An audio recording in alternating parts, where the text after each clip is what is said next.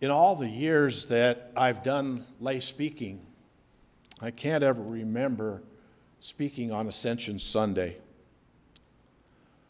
Ascension Sunday is the marking time from Jesus' resurrection until 40 days later when he ascended into heaven. And during that time, Jesus appeared to over 500 witnesses. He was highly visible to the believers. He appeared also many times to the disciples. Now, the disciples were a motley crew.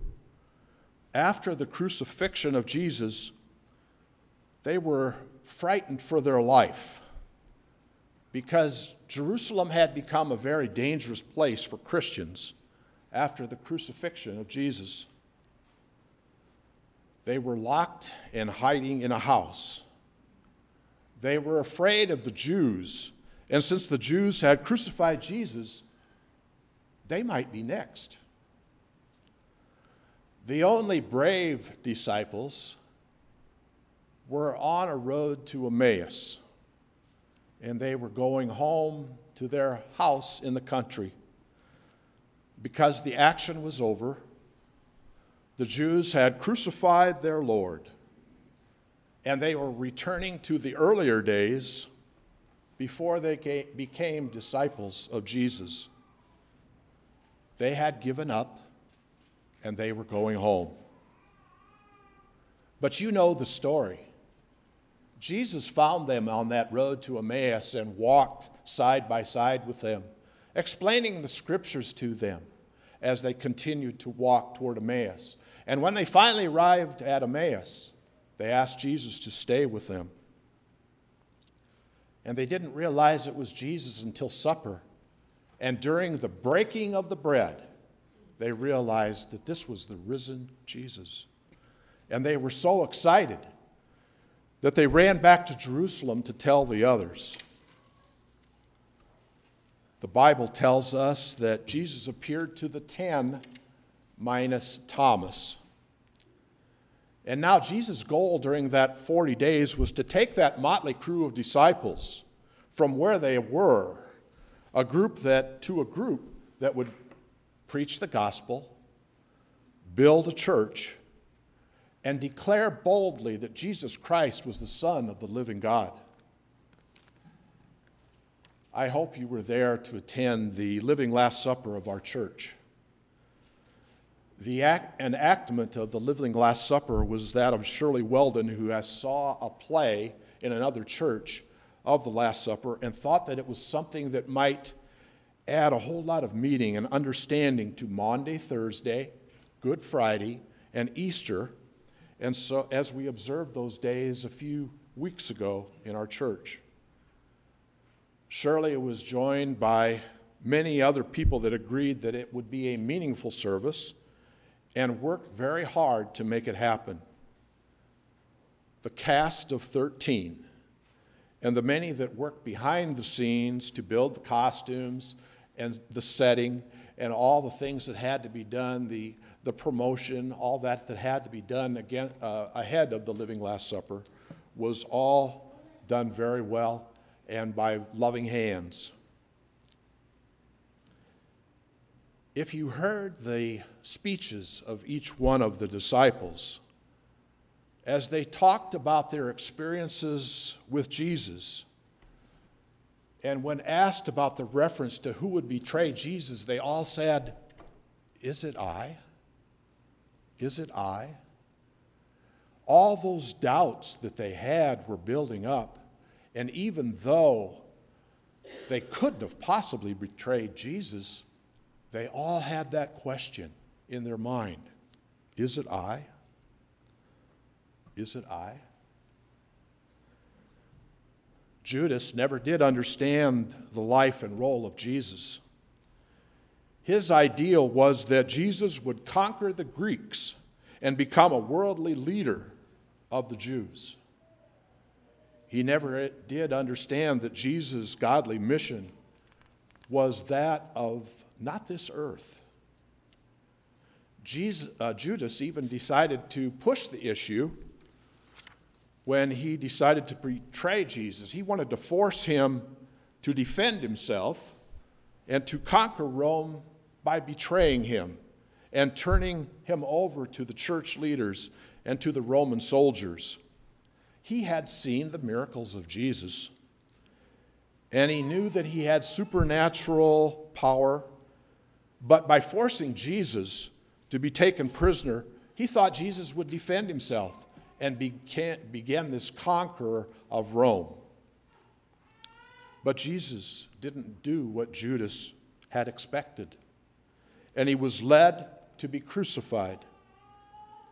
And Judas was so distraught that he tried to give back the 30 pieces of silver, and when that didn't work, he ended his life by hanging himself. Even Peter the rock wondered if he would betray Jesus. Is it I? Is it I? Jesus said that on this rock I will build my church. But moments later, in the courtyard, Peter denied even knowing Jesus 3 times before the rooster crowed.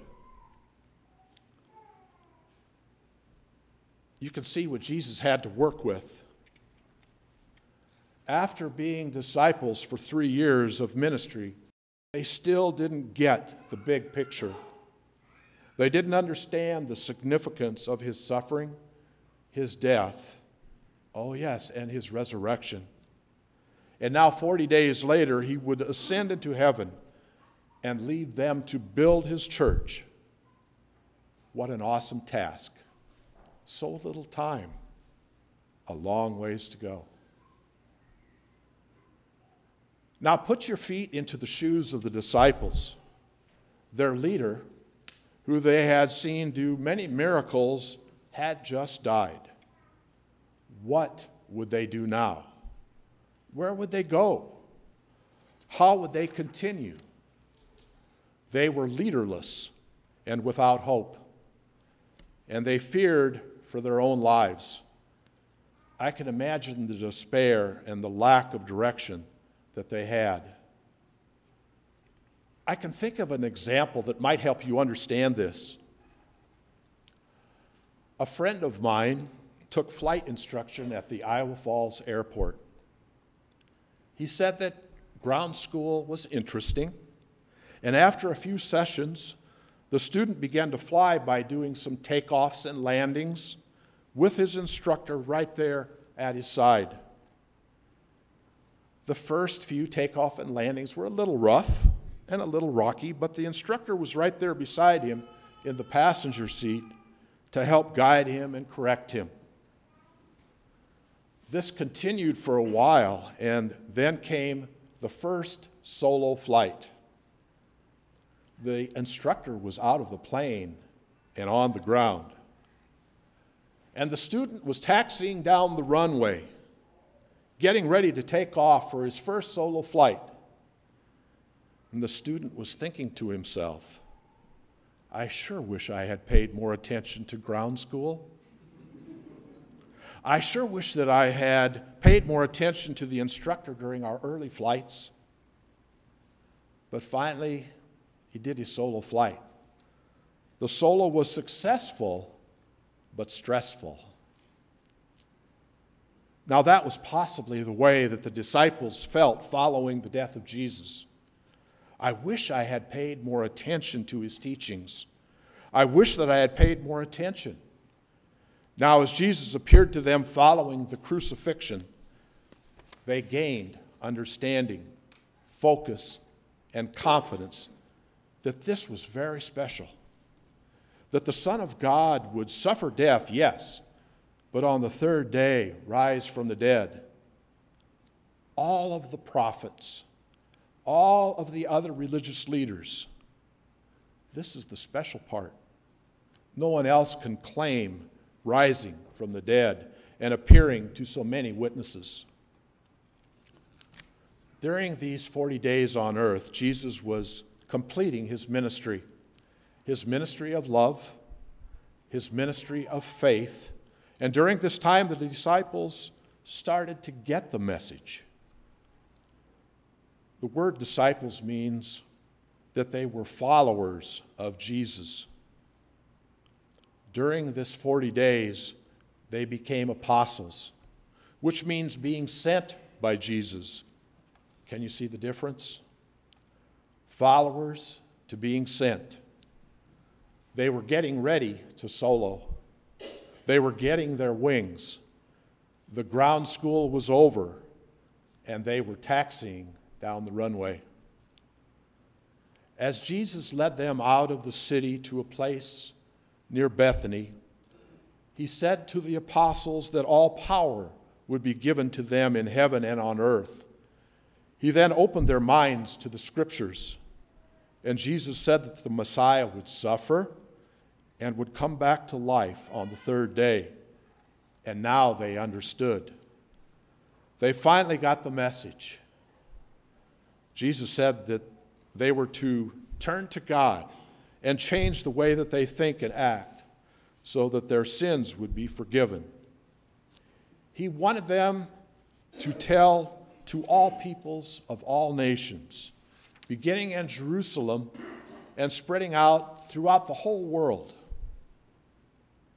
Jesus said that they would not be on their own. The new instructor for flight training would be sent to them from heaven. And we have named him the new helper, the comforter, the Holy Spirit. Jesus loved his disciples, and as he raised his hands to bless them, he began to ascend into heaven. And while he was blessing them, he was taken into heaven and disappeared behind a cloud. His promise in Acts was to return again in the same way that he left us, and that gives us new hope. Jesus said he was going to prepare a place for us. That means the mansion is already built, and he's going to get the rooms ready. The comfort is that the rooms are ready for us. We simply don't know the estimated time of arrival or the flight that we will be on. Our comfort is knowing that we have a reservation. Amen.